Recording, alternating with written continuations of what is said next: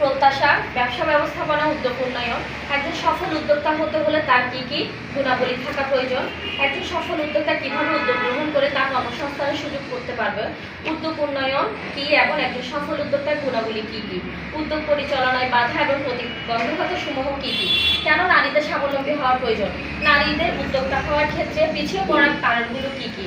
কিভাবে একটি ব্যবসায়িক পরিকল্পনা তৈরি করা যায়? ব্যবসা কত প্রকার ও কি কি? বিজনেস প্ল্যান কি? একজন সফল উদ্যোক্তা হতে হলে আমাদের কি কি দক্ষতা গুণাবলী থাকা প্রয়োজন?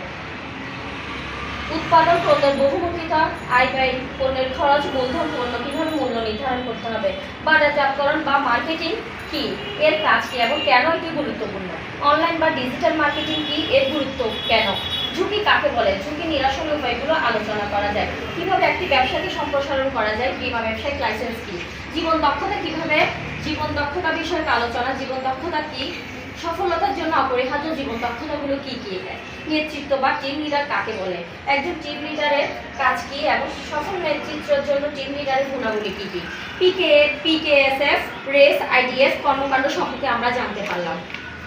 আপনাদের মূল্যবান সময় ব্যয় করে আমার এই সংক্ষিপ্ত বক্তব্য শোনার জন্য আপনাদেরকে জানাই আন্তরিক ধন্যবাদ এবং আমার বক্তব্য এখানেই শেষ করছি। আসসালামু আলাইকুম।